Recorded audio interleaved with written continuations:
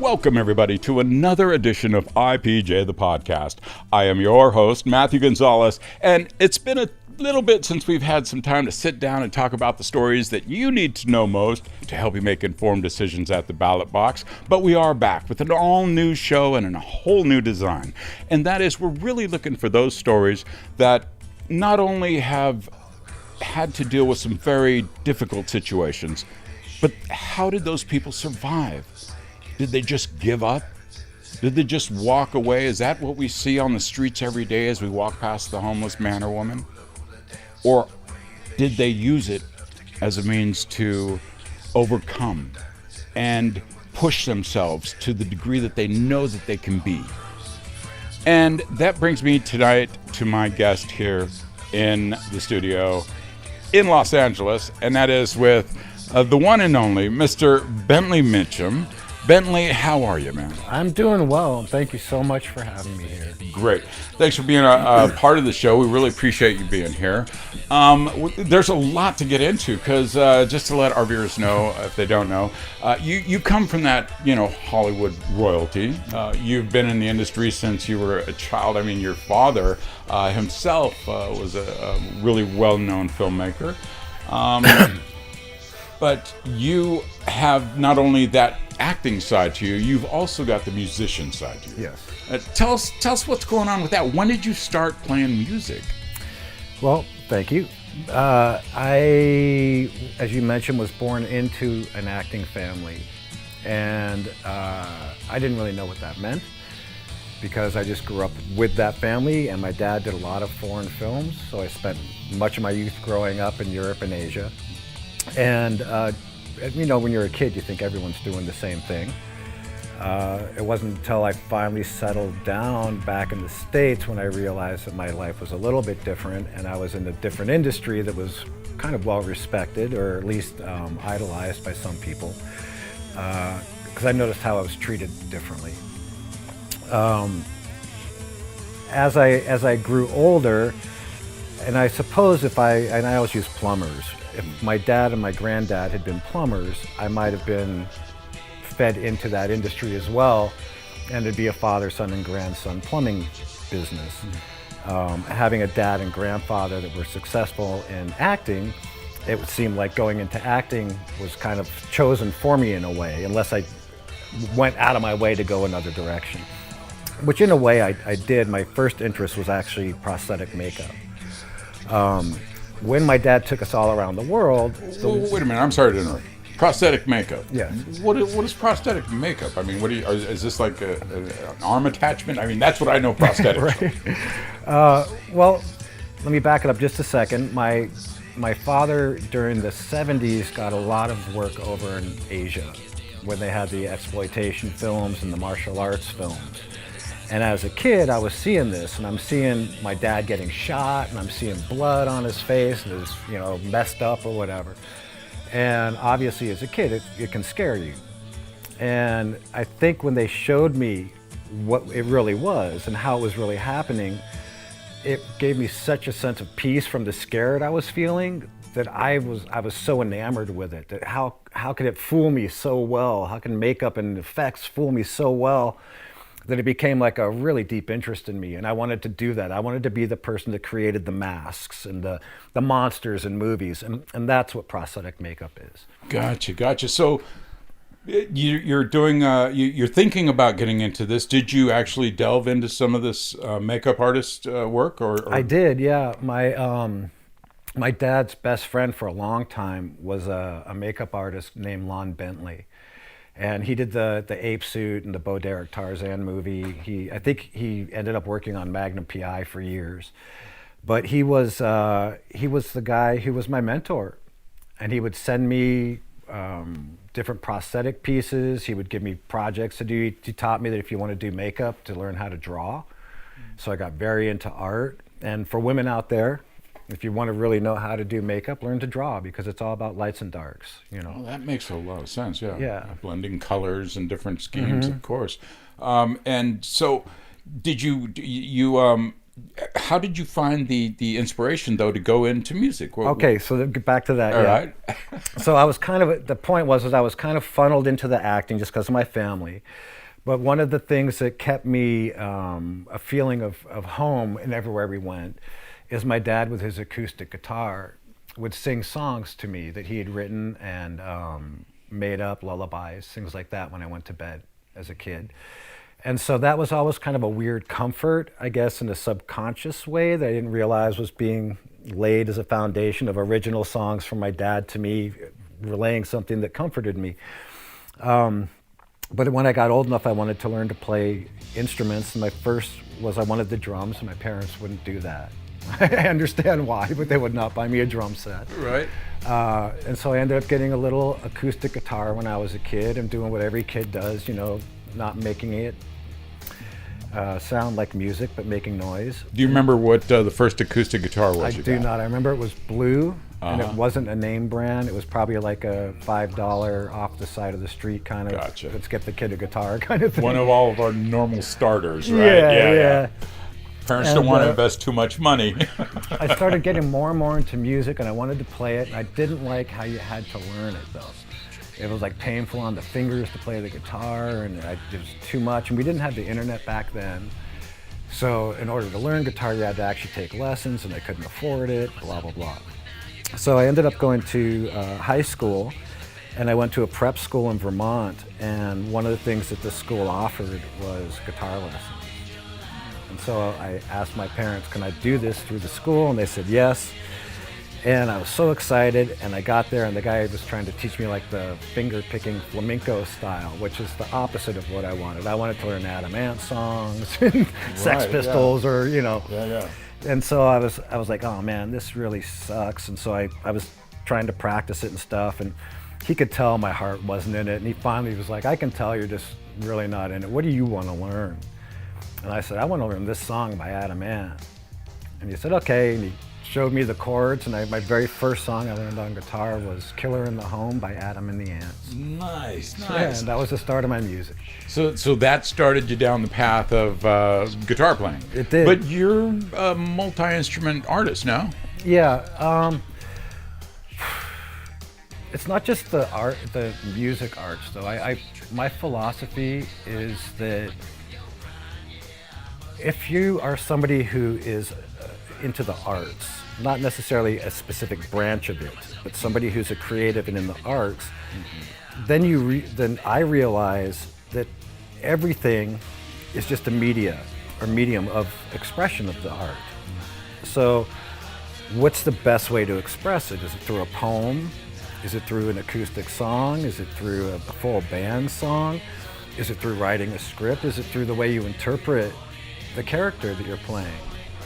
But it's all coming from the same place. It's all coming from source, creative energy, creation of source.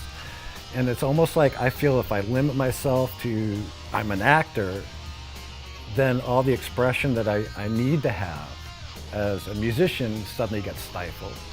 And so I never looked at it as, oh, I'm an actor, oh, I'm a musician, oh, I'm a poet, oh, I'm a writer, oh, I'm a director, whatever. I don't look at it like that. I say I'm an artist. But when you say that, most people think you're a painter or a sketcher. But I'm not necessarily that. I can do that as well as an expression.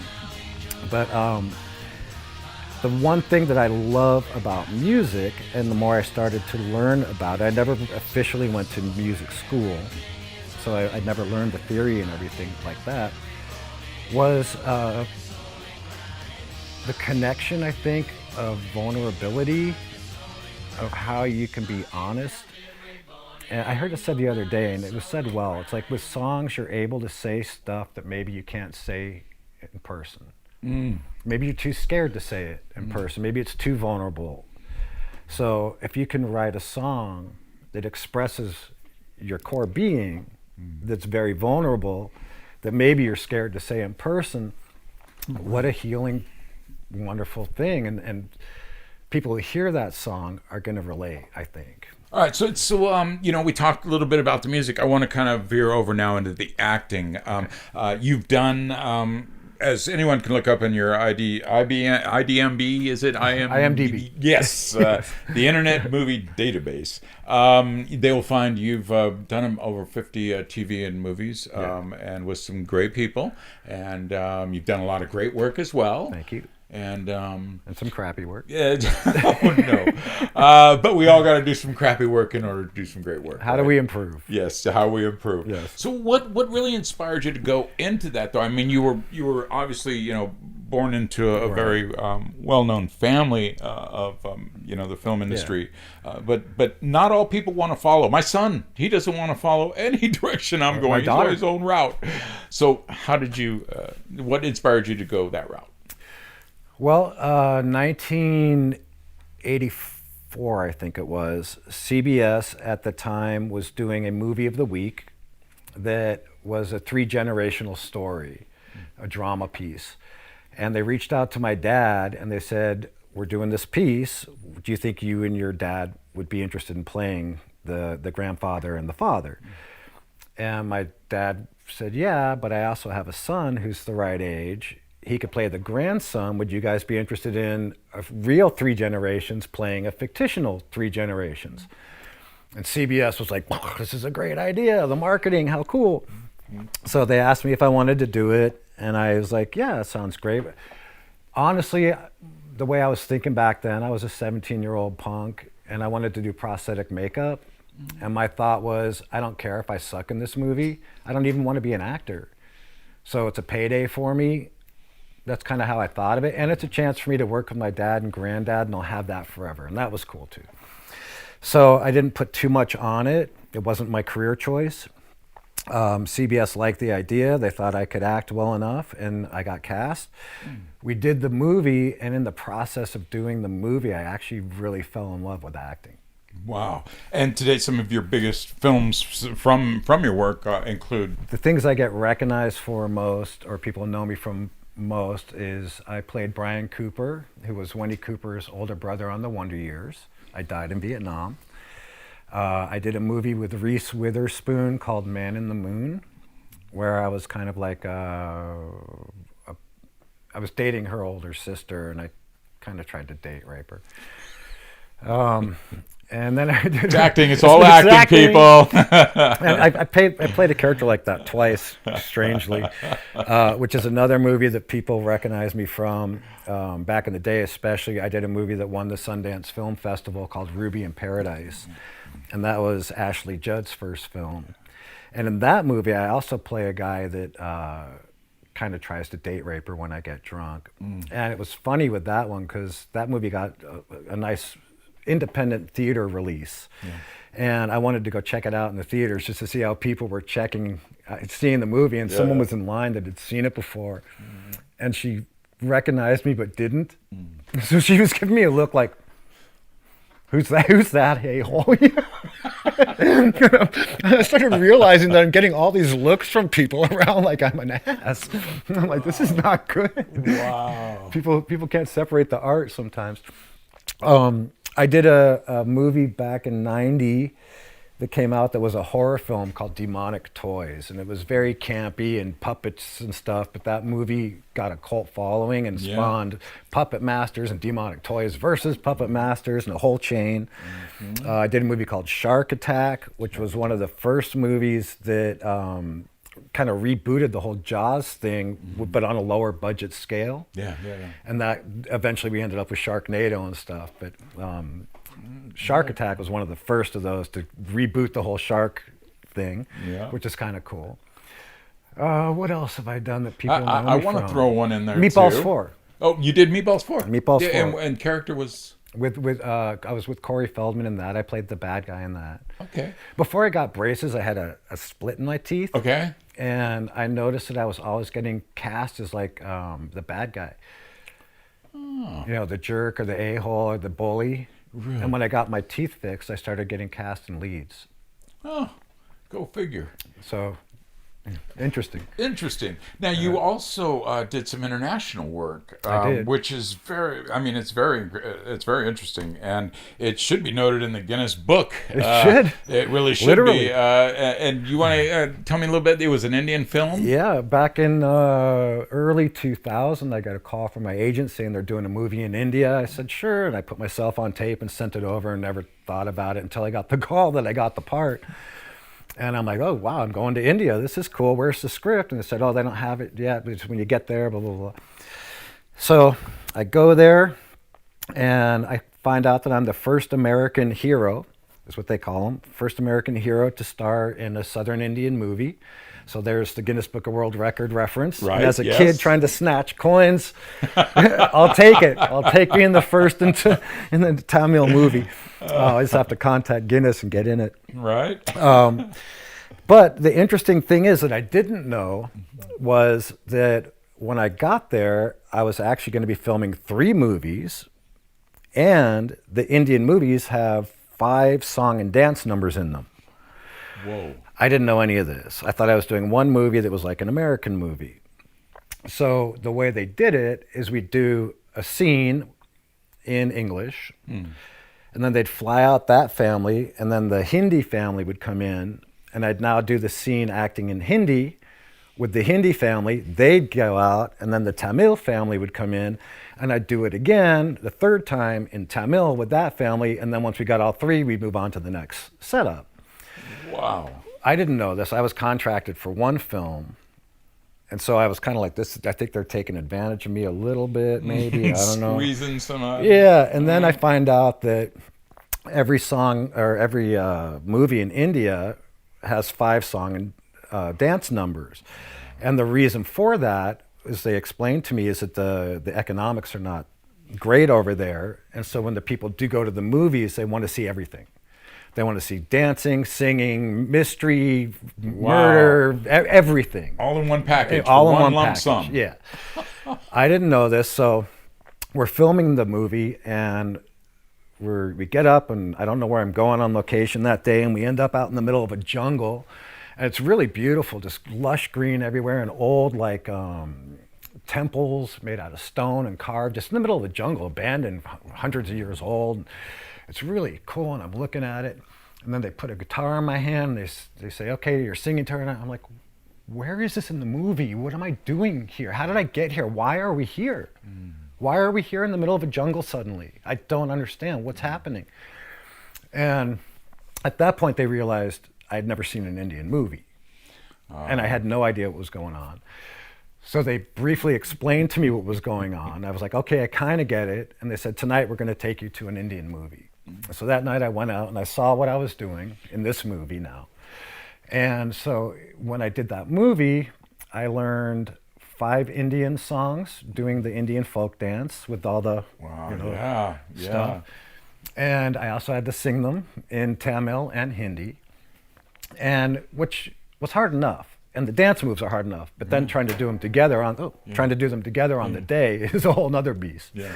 But because I was the first white American in a Tamil film, and the film was very family friendly. It's a story of a guy who goes over to India to do research on a ring, a mukuti, a nose ring, and it ends up getting stolen, and they think I stole it, and then trying to get away, running from the police, a Swami put some dust on me to make me disappear, but instead I end up shrinking down to 6 inches, which is a miracle because in order to get the ring back by the end, I can only get it back if I'm 6 inches. Okay, so it's a cute story and it's fun. It's got visual effects, and as a result, the '90s kids and the early 2000 kids in India grew up with this movie, and it's like the Goonies to them over there. I mean, it is a huge movie over there. Yeah, really big. I was surprised. It is big. I still get fans today reaching out, and it's funny because on Instagram they follow me, and it looks like I bought all my followers. Wow! Right? Wow! But it's not. They're actually funny. real people that like the movie and is reach, and I talk to them. I love interacting with the people who saw it and tell me how I affected their childhood, and it makes me feel good. So. Nice. Well, let's catch everybody up then to what's kind of going on now. Okay. Because you're with your music, you've expanded a lot. You've you've come through some trials and tribulations, which we'll get into maybe a little bit later. But right now you are touring with Corey Feldman and his band. That's got to be pretty intense, to say the least. In a lot of ways. Well, yeah, back in 1990, I did a movie called Meatballs 4, as I briefly mentioned. Mm-hmm. And Corey was the lead in that, and I was the other lead, the nemesis. And that's when we met, and that's when we acquainted. We didn't really become super tight. And at the time, I thought it was because he didn't hang out with any of the actors. And we were all having a great time because it was like a camp movie, right? Mm-hmm. So when the camera stopped, we had more fun than actually on the camera. But he would never hang out with us. And I was like, what, does he think he's too good for us or whatever? Well, it turned out that he had just gotten out of rehab back in 1990 or 89 or whatever it was. Yeah. Mm-hmm. And he was fighting for his life with sobriety. Mm. And the only other person on the set was Jack Nance, who was also sober. So he was having AA meetings with Jack by himself. Nice. We're over there partying, having it up, going, he thinks he's too good for us. Oh, yeah. And I didn't know any of that. Right, yeah. And then about 5 years ago, because of some of the problems we'll probably end up talking about, and through somebody else we'll end up talking about, mm-hmm. I got put back in touch with Corey. And we started talking, and he invited me to his celebrity poker games, which are, we call them that, but it's so that people can just let their hair down, that are in the industry. And one day he just says, hey, you want to play bass for my band? I want to do a gig at the Whiskey. I'm like, I'm not a bass player, I play guitar. And he's like, but you can learn, right? I'm like, yeah, the bass is pretty similar to the guitar. Bass is easy to play, it's just hard to get really good at. And he's like, okay, then I want you. I'm like, okay. So he gave me 5 or 6 songs to learn, and I'd never heard Corey's music, and it's not normal in a lot of aspects where, most music will do like 4 bars, and then a change for the pre-chorus for 4 bars, and then 4 bars for the chorus, and then there's like a structure. Corey plays with structure sometimes. So like on the 13th and a half bar is the change. Wow. And if you're not familiar with the music, mm-hmm. and you don't know it's coming up, it's hard to learn. Because then now you find yourself having to count each bar until you get familiar with when the change is going to come. Right. So it was a little bit more of a daunting task than I thought it was going to be when I said, yes, I'll do it. I can learn it. It's easy. So now I'm having to do so. And not only that, but the person who was the original person who laid down the tracks mm-hmm. was a really good bass player. So he's doing these, and I'm like, oh, what did I get myself into? So I ended up doing it. Nice. My very first gig was on my birthday, 222. Nice. In the year 2022, on a Tuesday. And I was stiff as a board, and my heart was coming out of my mouth as I was up there. Oh my gosh, can I do this? But I got through it. And Corey was like, I think I want to go on tour. You want to keep going? I said, sure. And so we went on tour, and we went on another tour, and then another tour, and each tour, the fan base was getting bigger and bigger and bigger, until the last 2 shows on our 3rd tour, we sold out the House of Blues and the Observatory down near San Diego. Congratulations, man. Which are both, I believe, they're both Live Nation venues. Yeah. Now, Live Nation owns everything live, pretty much. Yeah. And so when they got the good feedback of mm-hmm. how Corey was doing, and being Live Nation, and Corey had done a song 5 or 6 years ago, I think it was, maybe a little longer, with Fred Durst from Limp Bizkit, mm-hmm. called Seamless. It was on one of Corey's albums. Okay. Fred was putting together his Loserville tour, and it's kind of like all the people that have been spit on, all the bad guys, like he went through his whole thing where everyone kind of canceled him back in the day, and people kind of crap on Corey a lot, and it was kind of like, let's lean into this, let's lean into it and just put on a show. And so because Live Nation had gotten all the positive feedback from our touring, and Fred doing this specific theme, mm-hmm. And Fred and Corey had worked together before. I believe that's how it came about, but we got the offer to warm up for Limp Bizkit 2024 tour. So, wow, that's a big step up. Now we're playing amphitheaters, you know? Yeah. And that's really cool. Absolutely. So we went into rehearsal, and 2024 summer, we did a national tour with Limp Bizkit. Financially, just certain things that happened, we were not able to go to the European leg, as I understand. I don't know all the specifics of why not. It's not my job. I'm just the bass. I'm just the slap of the bass. That's what I say a lot when people ask me stuff. I don't know. I just the slap of the bass. Slap of the bass. So I don't know all the specifics, but Fred did say to Corey that he wants to do something again in the future. Beautiful. So we'll see if that unfolds. Beautiful. In the meantime, Corey right now is really pushing to do an international because he's been getting a lot of fans reaching out to him from England and Australia and Japan and stuff, saying, when are you going to play here? When are you going to play here? So he really wants to focus on that. We've got a lot of offers to play in the United States, but I think he's kind of fielding them to see if it's worth putting together a tour and then going to Europe, or are we going to get enough offers from Europe to do that instead of? So that's kind of the phase we're in right now. Gotcha. As the band. Tell me more about what you're doing in music these days. Are you putting out your own music? Well, here's how this kind of came about, Matt. As I mentioned earlier, I'd done music throughout my life. I had a college band, and then the band after that, and then the one I recorded at Virgin. And it was more of a hobby at this point. I didn't want to put the energy into forming a band, and I was living out in Texas, and out of nowhere, I got a call that my daughter had been found unresponsive. And to make a long story short, which we can go into, but you're asking about the music right now, my daughter passed away, and some other stuff happened within a very short period of time that I went through an immense amount of suffering over. And part of the healing process that I had through that suffering was I started to get back into my music a little bit more seriously. And the reason for that was because I was literally suffering so much that it was like my suffering woke up before me, and it wasn't going to sleep before me, so I would pass out before it would go away. So every waking moment I had this feeling inside of my heart that it was just being wrung and twisted and stabbed. And there's more that goes into that story when we get into it. But one of the main ways of relief I had from suffering was when I started to sit down and make music again and write about what I was feeling and what I was going through. And it was the weirdest thing. I'd sit down and I'd start working on a song, and I didn't even realize it that I wasn't suffering. And an hour, 2, 3, 4, 5 would go by, and I'd stop.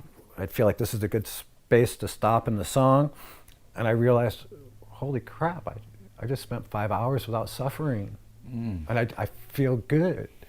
I feel good, and so I wanted to get back into the music, so it almost became obsessive to get into the music to get away from the suffering.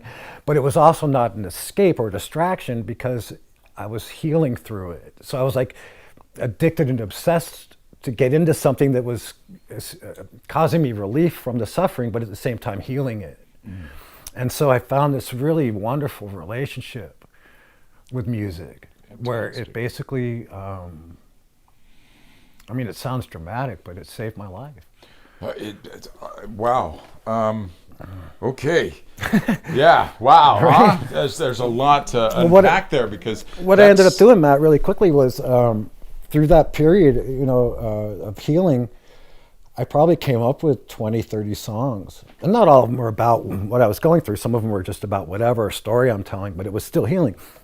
And what I did with that is I honed in on maybe 10 of them, 15 of them, and I'm getting those to where they're all ready to go. And then I'm going to cut that down to anywhere between 9 and 12 to make a cohesive album, like they used to back in the day, where it had a theme and a feeling as an album. Right.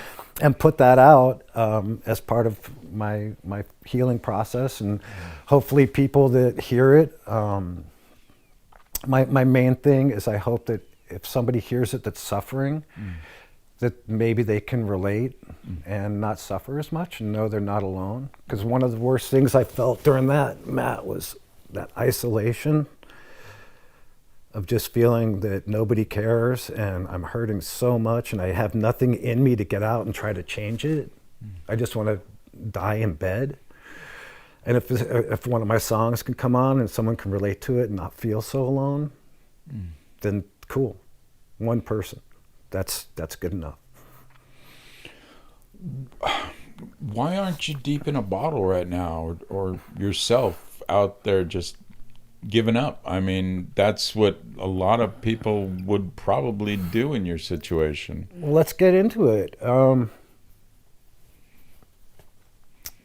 It was 2019, and I had a daughter that was the love of my life. I gave up everything in my life to be with my daughter when she was little. I'd do everything with her. And through whatever process of life happens, I ended up separated from the mom. And she went away. And she ended up growing up, and I'm now living in Texas. And one day I get a phone call that my daughter's found unresponsive. I'm like, what does that even mean? What is that? What is that? They're like, you better get out here right away. And I wasn't doing well financially, so I had to make some calls and borrow some money. I'm not cold, by the way. It's a nervous thing when I talk about it because it was a traumatic time in my life.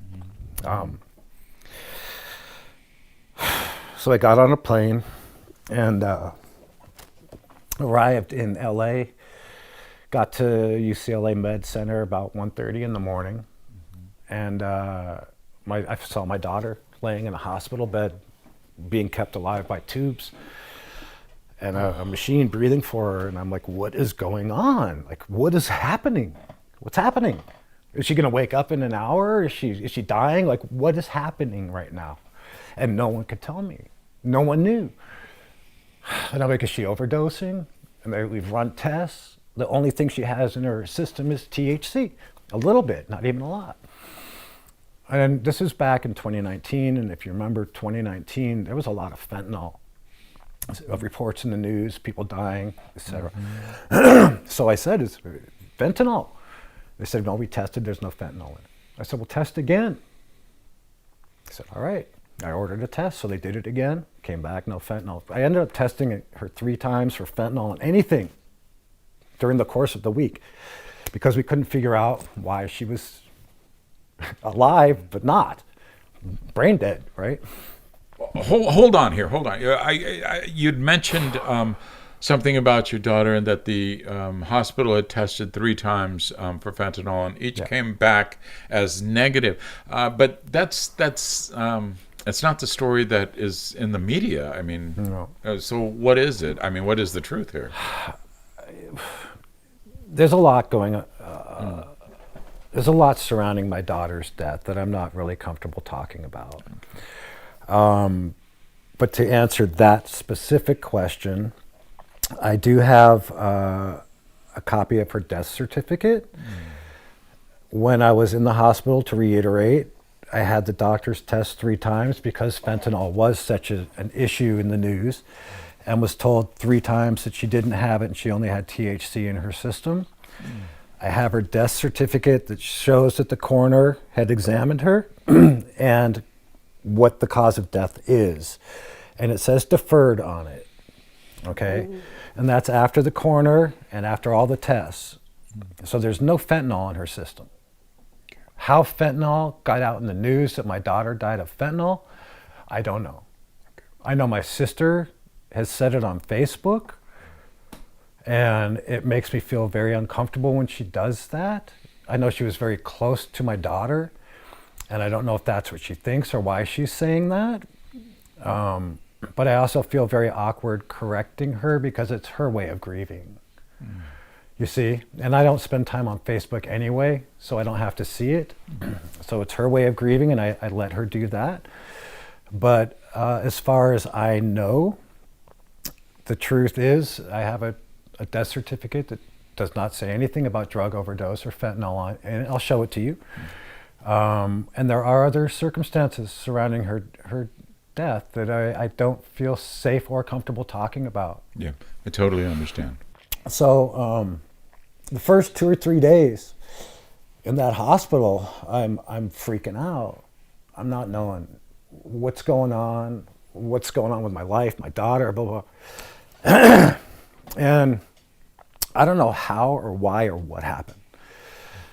But the second or third day, it was like a calm, a peace came over me. I want to preface this by saying I wasn't raised with any kind of religion, okay? My parents, we'd celebrate Christmas and maybe go to a midnight mass. That was about as much church as I ever went to growing up. And so my view of God was always kind of more of a personal thing. I never really liked religion. I sometimes confused the two, that God was religion, and rebel against that at times and stuff like that.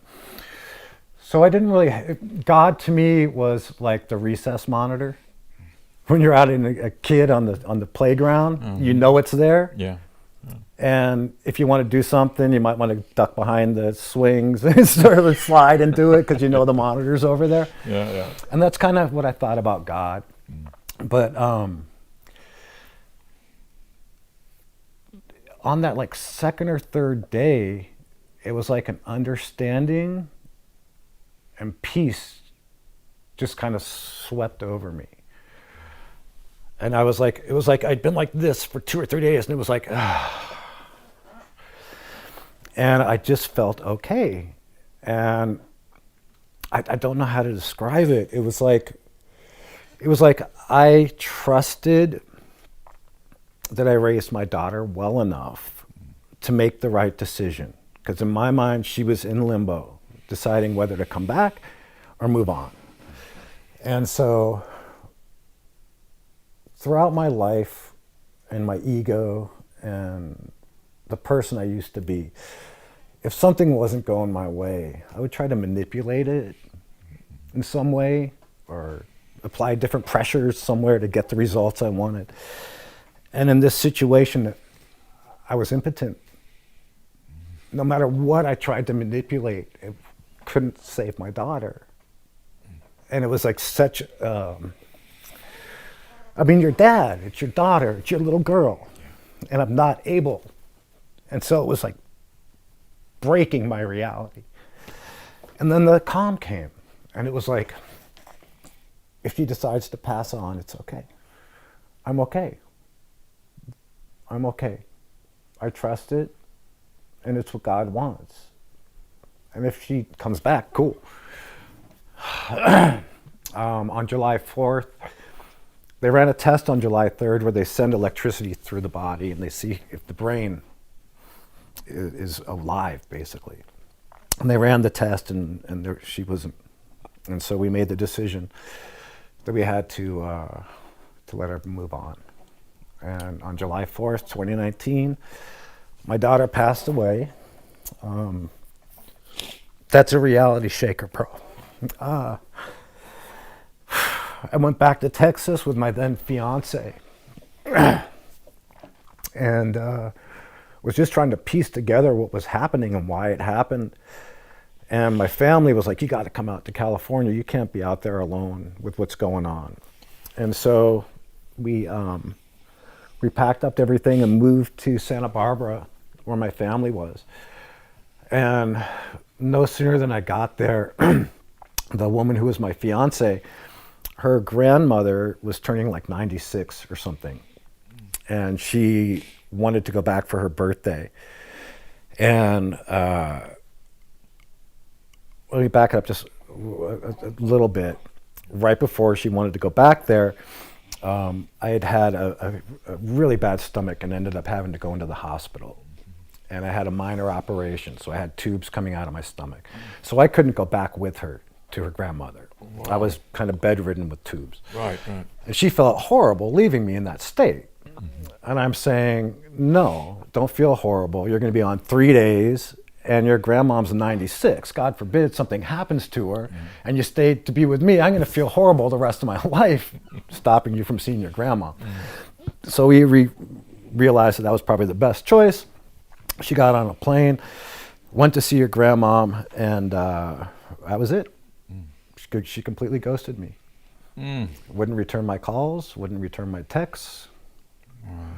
So here's the one woman who went through my daughter's death with me that I'm able to talk to and knows the vulnerability of what I'm feeling, is now completely cut me off and is ghosting me.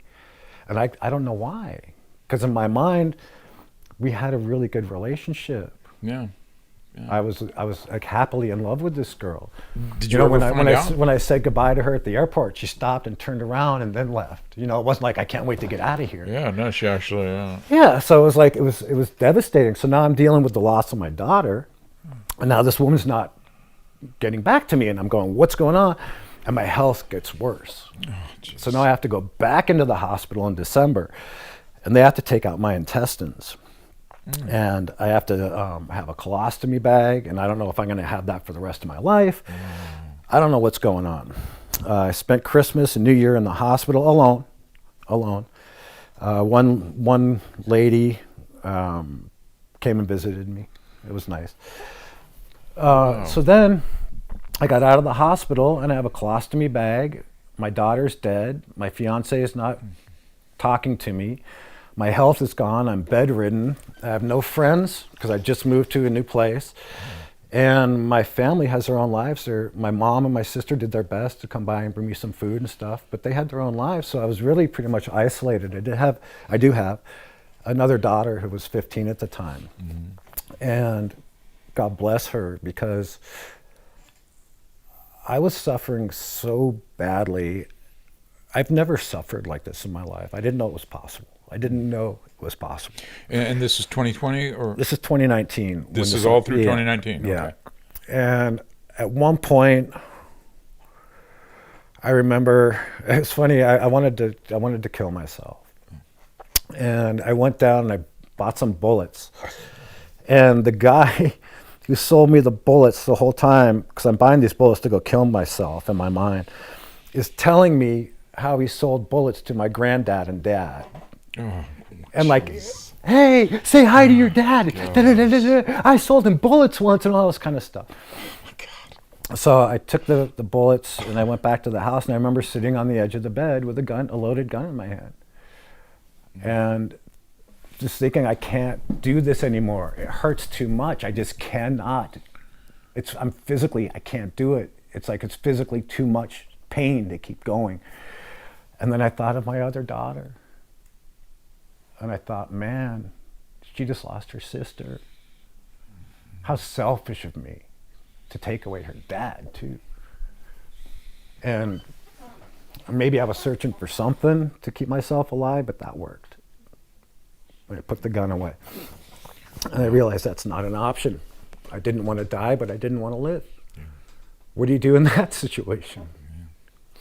So what did you do in that situation? I mean, you're facing a whole lot there, and I would have broken probably a long time. I did break.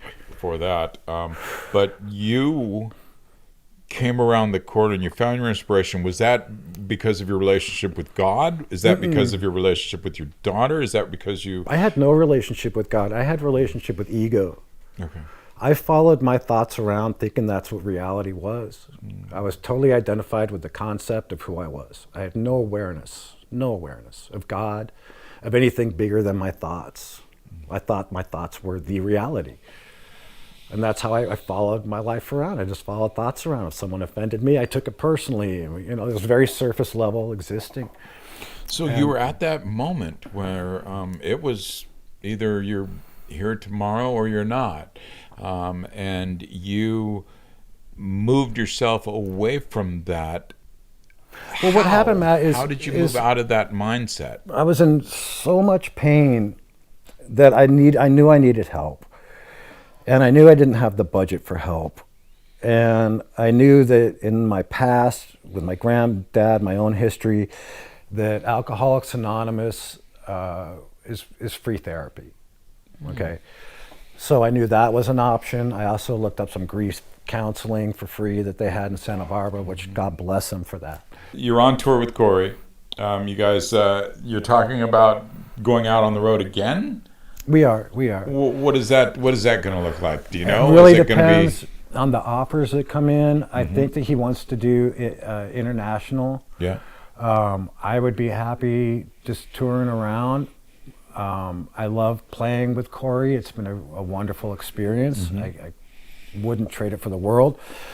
However, go ahead. However, I really would like to get my music out there.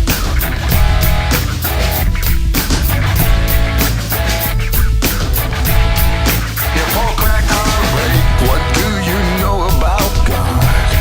I know we ain't close enough. What do you know about dreams? I know I'd rule the world if you were my queen. So, when are you gonna come out of your shell? I don't know how people will receive it. That's up to God and the people. And as I told Bobby, if nobody likes it, at least I have a good Christmas gift to give everybody. Now, you mentioned a name that probably folks don't know there. That person was also mentioned by Corey Feldman at one of the shows, and she got big accolades for all of her hard work on the tour and helping to keep that thing rolling. Who is this Bobby person? What is this? Oh, Bobby. Bobby is the love of my life. Oh. She is the first healthy relationship I've had. I thought all of them were healthy until I went through what I went through and learned how to love and learned how to communicate properly. Wow. Bobby is a woman that I met when she was like 19, something like that, back in the early 90s.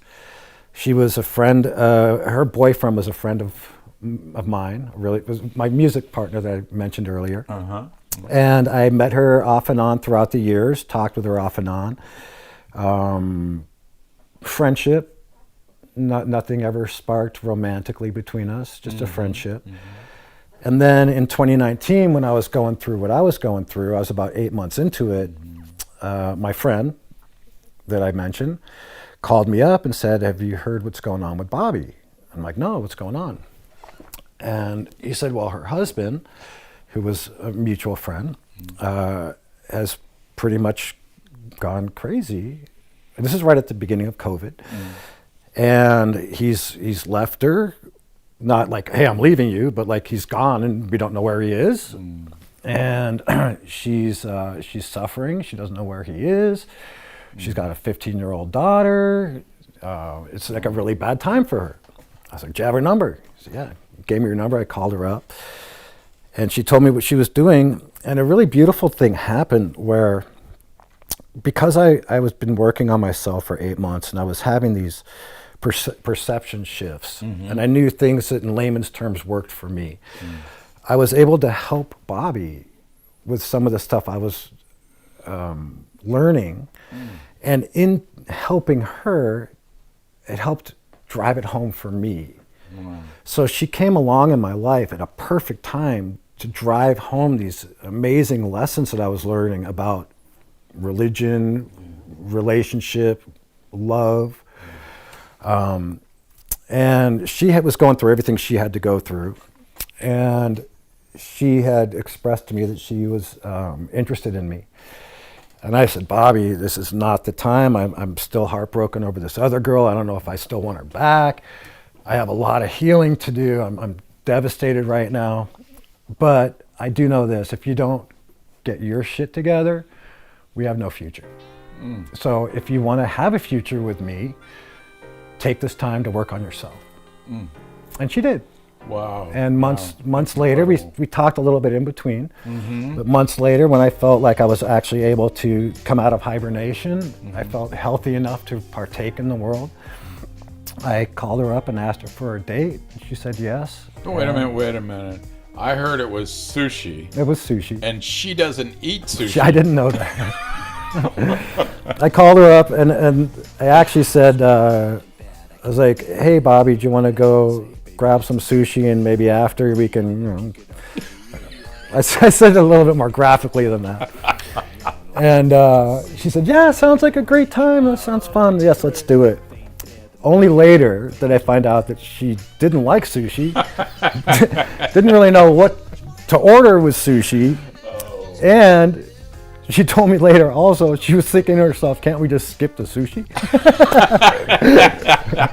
So you guys were on the same mindset. Yeah, You just didn't know yet. We were right? finally healed enough to actually act on this friendship and this love we had for each other.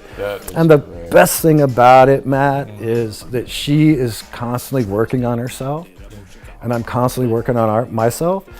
And because of what she went through and what I went through, we're both at the same place in our life with our relationship with God. Yeah. And for the first time in my life, I'm putting that first. And I told her, I said, Bobby, if you get in the relationship between me and God, I'm kicking you to the curb.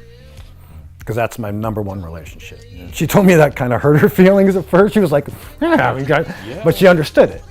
And she said back to me, well, the same back. Yeah. And that's how our relationship's been. That's great. Every time we have a problem, I've committed to her that I won't leave her. And I told her that you can show me all your demons and snakes and I won't leave. And I might react. I might be mad at you. I might be hurt. And I might even want to spend some time away from you. But I promise I will always come back. I'll always love you. I'll always hug you. And we can always talk about it. Oh, that's beautiful. And so that's how we try to run our relationship. We try to keep communication open. We call each other on shit all the time. We keep each other accountable. I used to think the love in a relationship was, oh, it's my soulmate. We're happy. We live happily ever after. You know, the story Disney sold us. You're happily ever after, and that's not love. Yeah. Love is when you find the person that you're willing to stay, no matter what they show you. That is beautiful. That's exactly it. That's how I've been married the same woman I've been married with. And I got to tell you, it works much better if you have some kind of higher power, whatever that is to you. You know, because you can just trust it. That is beautiful. Now, Bobby herself has also been in the film industry and TV industry. She was one of those Baywatch babes, right? Bobby, did you score a Baywatch babe? In a way, yeah, in a way. One of those girls we used to look at the TV all the time and go, damn, I wish I could meet her. Bobby did a lot of, I guess they call it background work or extra work. She was happy doing that. It was back in the 90s. You could work every day as an extra and make your rent and live a good, pretty decent living. And that's what she did.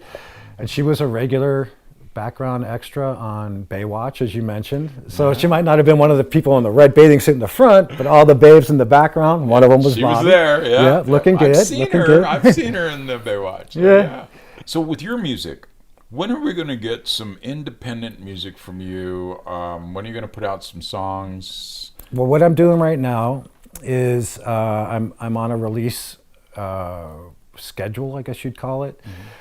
From the research I've done, they say that the best thing to do is let people know that you have the music and let it out for a couple weeks before you give the release date. And then what I'm planning on doing, I was thinking of releasing on the 21st of February my first single. Okay. Because my birthday is the 22nd, so it'd be like a birthday present to myself to release it. All right. I think that's what I'm going to aim for. If I can get all the metadata and all the right royalty stuff figured out in time, that will be my first release. Otherwise, it'll be the first one will be coming up within a week or two after that. Nice. Now, will there be is it going to be a tour backing? Is there going to be have you ever gotten that far yet? Are we just talking about releasing the music, seeing what kind of vibe it gets? Right now, I don't know my audience. You know, my audience has been mainly film. A lot, strangely enough, the movie I did in India that I talked about was extremely successful. And so a lot of my audience is Indian fans. So I don't know what my 100% of how those people will react to this brand. Okay, because it's a different brand. The Bentley Mitchum actor is different than the Bentley Mitchum brand of music. And so I might lose some of those people, which is fine. I guess the plan is is to do some consistent releases of 3 to 4 singles every 3 weeks. So I'll do this one I'm talking about maybe February 21st. 3 weeks later, do another single, then another single, and then either drop the album or another single and drop the album. Wow. And so what that does, hopefully, is gets the word out, builds up stuff, gets the following, and if God willing, one of them goes even the slightest bit viral. That'd be great. Yeah. But if not, you just keep slowly building the fan base, and then when I feel I have enough interaction and fan base, I'll reach out to a booking agent, maybe one of the ones that Corey uses, because we have relationships with these. Right. I don't want to try to do it beforehand. Yeah, I want to of make course. sure that I don't waste people's time or money. Yeah. So when I feel I can actually bring a show to a bar, I don't need to play amphitheaters and stadiums. You know, a bar. Yeah. That's fun. I just want to wanna play bring my the music. music and hopefully people like it and relate to it. Matt, I wanted to say one more thing, if I could. Growing up in the family that I grew up in, I think that the perception that other people had of me was that I'm somebody that probably has a privileged life, and I'm somebody that probably has doesn't need much help in life or whatever. And there's some truth to that, of course. I was born into a family that gave me some privilege. However, there were times when my family was so poor that we ate lima beans for 3 months, like lima bean soup, casserole, everything, because there was a sale on lima beans. The point of this is, I believe that in a weird way, I have a really hard time asking for help in my life. And because of the family I'm in, people don't offer to help me, is the point. They think I already have everything I'm going to need, the support, the friends, the money, whatever. And so I go through life without anyone ever offering to help me, except for a few people, like Bobby, obviously. So when I talked to you, and you told me about your podcast, and you heard some of my story, and you told me that you wanted to help me and get my message or my story out there, it really touched me. That somebody wanted to help me, and for a good cause. And maybe that's why no one's helped me till now, because before all the help would have been for my ego. But now I met a person that actually wanted to help me, and it really touched me. And I wanted to let you know. Oh, thank you. And thank you for that. And Oh, bless you. I'm Thank very grateful for it. Oh, absolutely. So thank you for having me on your show. Well, that's a huge compliment. Thank you so much. I mean, you are a human being and a beautiful human being, and a beautiful spirit too. We broke some bread last night at dinner with the ladies, and it was a great time. And It was I really wonderful. got Thank you. to understand you a lot better. And I've been around, growing up in the area as well as working a little bit in the industry. I've been around a lot of celebrities, and I've seen the best and I've seen a lot of the worst. And I got to say, you are one of those people who is up there with the best, because thank you've kept your attitude amazing. I mean, most actors or actresses, wherever they are in their career, not most, but many, wherever they are in their career, can be really kind of cruel to people who aren't in that world, and the rest of us are outside looking in, going, wow, why do you got to be such a jerk? I credit a lot of that to my granddad and how he handled Hollywood. He was kind of like the anti-Hollywood guy. Yeah, he was. Before we wrap it up here, though, I want to touch base on something else too, real quick, and that is that you talked about your family and how you went through the ups and downs with finances, but your family didn't have to go through those ups and downs had it not been for your dad speaking up for what he believed in. Correct. Back in the 70s, my dad was having a rise in his career. He had just finished doing 3 films with John Wayne. Yeah. I think each role getting a little bigger. He played John Wayne's son in Big Jake. And that was a pretty big film at that time. And in order to promote that film, or one of the films he'd done with Duke, they went on, I think it was Johnny Carson Tonight Show, I think. And at the time in Los Angeles, there was an initiative that was going on where the Duke was very conservative. And his basic view, as I understand it, was environmentalists were anti-business. And he was a pro-business conservative. So he didn't like the environmentalists. And they were talking about it a little bit on the talk show, and my dad voiced up his side, saying, standing up for the environmentalists a little bit. And I think that Duke didn't like being challenged, and he didn't like my dad having a different opinion than he did. And that was the end of his helping my dad with his career, and he never put my dad in another movie after that, and he didn't help him in any other ways, and didn't talk to him after that. And my dad's career got tanked after that. He was literally told. He was literally told, like 8 or 9 months of not having auditions.